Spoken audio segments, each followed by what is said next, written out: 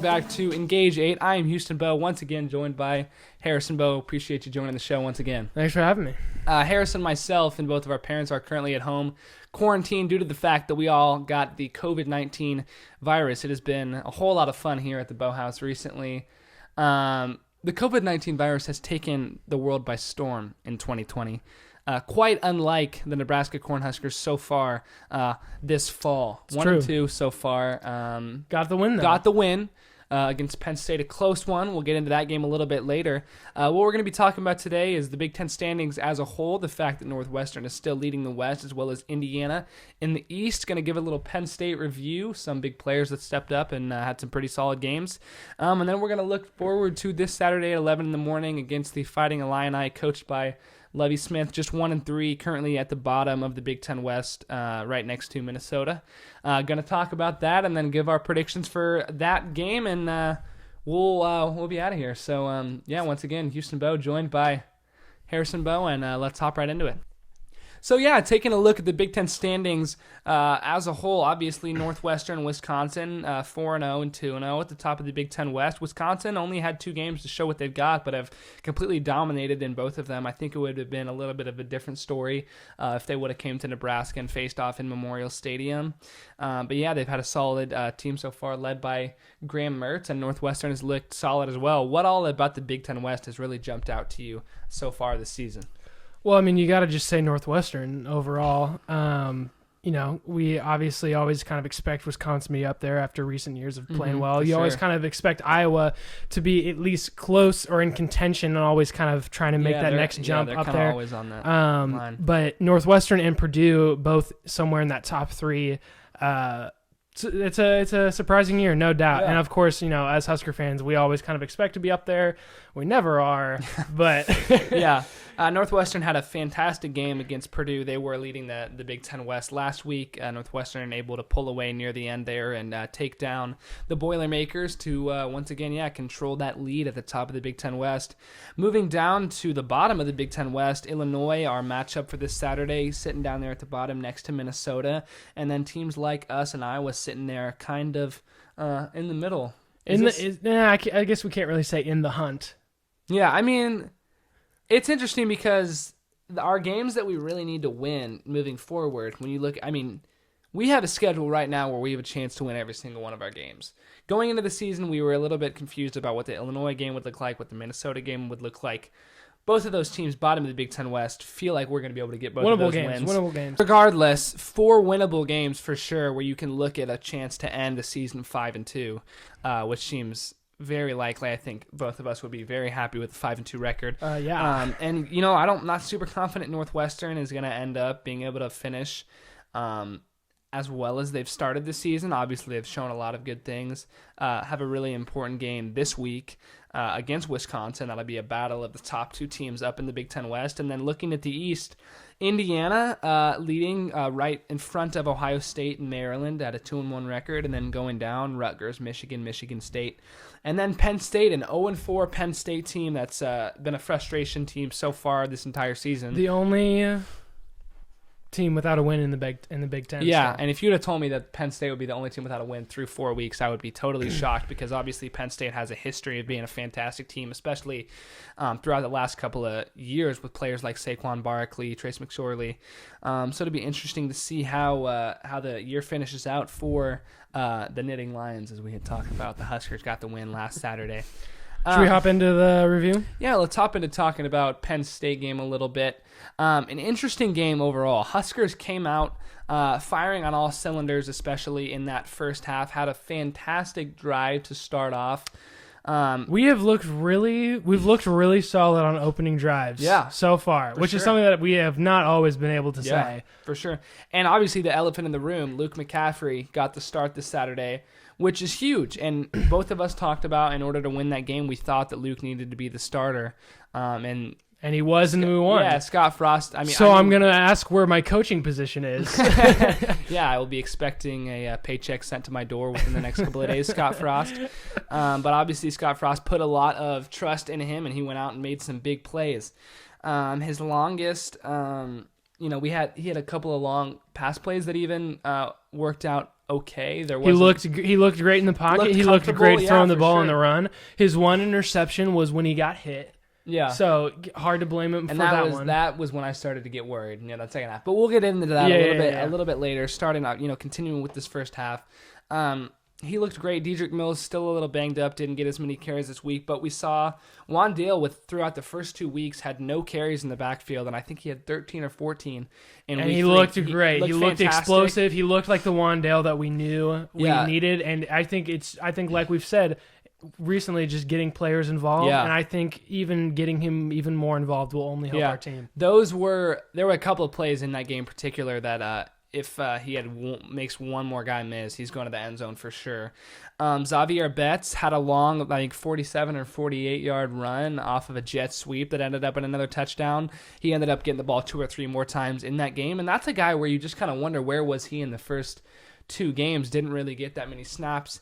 In general, we were looking more at guys like Cade Warner and Travis Vokalek, but now moving forward, that's definitely a guy we have some confidence in on the outside. What's the one thing that surprised you from last Saturday's game? To be honest, I was surprised to see how much we were utilizing Wandale in the backfield, I should say, and he stepped up in a big way. We had talked about all season that he was a guy that we were kind of scared to put in the backfield because he was one of our biggest playmakers and we didn't want him to get injured or anything like that. But yeah, Scott Frost has a lot of trust in him in the backfield, so we put him back there and had a couple of screen plays for him set up and then a couple of options with him and McCaffrey. And screen plays. Yeah, our screen plays in Nebraska. Other teams' screen plays, perfection. Throw it out to the side, 40-yard gain. We throw it out there, receiver misses a block and we get blown up. You know what though? We converted a third down off of a QB draw. Yeah, which you'd love to see because Luke McCaffrey has the ball and not for the first time ever is what I'm saying. Yeah, for sure. Yeah. Let's talk about a couple of plays by Luke. One, that third down that he converted with the QB draw, which was great. Yeah. Then the other play, which the kid just makes plays apparently, which you love to see. As a freshman, he's out there making these plays. He's younger than me. That's crazy. That's crazy. That'd be me. Like you starting at quarterback for the Nebraska Cornhuskers. Woo! Thank goodness this is the guy that is in control of our team. Led my team to a 5-2 record in 7th grade. So no, congratulations. But yeah, I'm sure you were going to say that left-handed pass. I mean, running to the side, transitions the ball, throws a beauty. Actually, it was a dud. It looked beautiful. It got to where it needed to go. Yeah, and then we ended up converting that down as well. And yeah, he looked good. He looked young, but man, he looked good. Yeah, and once again, obviously, we've been Adrian Martinez supporters from the beginning. We'd love to see him go out there and make plays for our team. Unfortunately, you just saw the overall impact that Luke McCaffrey has a game. Obviously, his entire family is athletic. He's got an older brother that's debatably the best running back in the NFL at this point. Who? Yeah, I hope you're joking. Christian McCaffrey, obviously, for any of you that don't know me. That's the one time I've used the word obviously where it's actually been obvious. Actually made sense. Yeah. Yeah. But moving forward, defensively, I thought we looked fantastic in that for honestly the whole game. That entire game, I would say. There was a lot to be happy about. And again, we've talked about how this year we've gotten so much more pressure on the QB. Yeah. Which it was continued. A couple of sacks, a strip sack, as we talked about. Deontay Williams. And it's funny because the two guys that had concussions from the first game this year, Deontay Williams and Cam Taylor-Britt, were our two biggest defensive playmakers throughout that game. Ben Stilley's up there too. Cam Taylor-Britt had the interception on Penn State's first possession, and then he had a great play later in the game where he returned a missed field goal as well that he nearly fumbled it, but returned it like 30 or 40 yards. and made good plays. And then Deontay Williams with a beautiful just tap out, got the ball out of the quarterback's hands. And then obviously they had another quarterback come in who kind of carried them. What was the biggest thing that shocked you and surprised you throughout that second half, other than the fact that, once again, because this isn't surprising at all, we build up a lead, and then third and fourth quarter, I think we had like 3 points. I'm not sure we've scored in the third quarter this year. You don't think we have, which is something that has to change. And again, and even though we looked more dynamic on offense, especially in the first half, we've still struggled to score touchdowns in the red zone. And I don't know if this is I don't know how the coin tosses have gone so far this year. If we've been winning them and choosing to return. Yeah. Because I like it. I like to get. Have we had the first possession every single time? Yeah, we've had the first possession every time. So I don't know if that's a coaching decision. I mean, I do like to get that first punch in there. Yeah. But our defense has been playing so well that I'd like to get a stop on the first possession and then have that ball in the beginning of the second half. Yeah. And come out strong in the third quarter. But we'll have to see how that fares throughout the rest of the season. But as we talked about, a very interesting Penn State game. Huskers able to get the dub. And let's look forward to this game this Saturday morning against the Fighting Illini, coached, as always, by Lovie Smith. Illinois' starting quarterback, Isaiah Williams, has been solid so far this year. Obviously, the Fighting Illini just 1-3 so far this year. Just got their first win this last week against Rutgers. Who has lost 3 straight now. Yeah. Started off the season well, and then unfortunately have just had a downward spiral. But what's impressed you so far about this Illinois team? Well, I mean, if you look at their offense, and it pretty much, from at least the last game, because there has been a little debate on who should start at the quarterback position for Illinois. Wait, a debate at the quarterback position in the Big Ten? No, that's never happened before. Let's think about this. So we've switched QBs. Penn State switched midway through the last game, and Illinois is still trying to figure out who their starting QB should I just be. wanted Justin Fields on my team. I know. Give me Trevor Lawrence or somebody. That I'm like, yes, that's the guy. Dude, Luke McCaffrey. Hopefully, man. I don't know. Yeah. Anyway, Isaiah Williams looked pretty solid. He looked comfortable in week 4 more than he did for sure in the last couple of weeks. 100%. Absolutely. And consistency is going to be the key with him, but against a team like Nebraska, who's defensively can sometimes struggle to be consistent, this would be a time for him to really break through. He has struggled to consistently throw the ball, but he's pretty lethal with his legs if he can get out into the open field. So looking forward to this week, that if we can contain him, because we've struggled to contain running QBs so far this season, if we can get a box around him and keep him, force him to use his arm, I think we'll have a good shot. Yeah, as you touched on, stopping the quarterback run has definitely been something we've struggled with. Yeah. Our secondary has looked like one of the best in the Big Ten so far this year on some plays, and there have been other plays where we've looked like the worst secondary in the Big Ten. Do I need to remind you what happened during week 1? I know, as we talked about with Ohio State, but as we talked about once again, they have a fantastic receiving core, as well as last week Jahan Dotson, a key player we talked about for Penn State, had like 2 catches, barely made an impact at all. And this is, don't get us wrong, this is a must win for the Huskers, coming off of a good win against Penn State.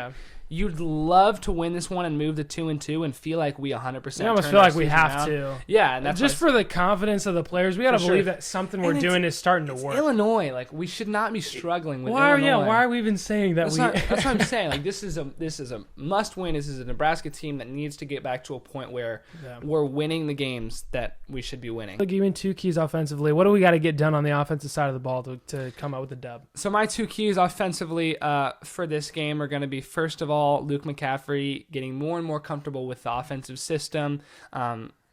Just his first year really under Scott Frost, consistently at the quarterback position. So him getting more comfortable and getting more snaps out to wide receivers and things like that, and just getting our offense in more of a flow and comfortable overall. And then I'll give you one defensive key as well. Cam Taylor-Britt and Deontay Williams need to have good games. Not too many strong receivers for this Illinois team, but they've got a solid quarterback, and we need to set up well and shift in some safety blitzes and things like that with those strong players. Obviously, you saw plays like that from Deontay Williams last week. So hopefully to continue to mix up those packages and see what we can do. You got 2 keys for me this week? Nah. All right, let's move on. No, I got it. Give me your 2 keys this week for the Illinois game. I'm going to go start with defensively because I don't know my offensive one yet. Okay. It's just like I said earlier, we got to contain Isaiah Williams. He wants to get out and run and use his legs as much as he can. So as much as possible, if we can continue to play, start to play a little bit better defense in our secondary, give our defensive line a little bit more time to rush him. And I love the blitz packages we've been throwing and everything, but we saw sometimes we've got a little overzealous and we gave up 2 pretty big runs, one leading to a touchdown against Penn State. So as much as possible, if we can contain Isaiah Williams and make him a pass-first QB, then I think we'll have a good shot defensively. I mean, I'm seeing an article right away here that pops up when you search about this guy.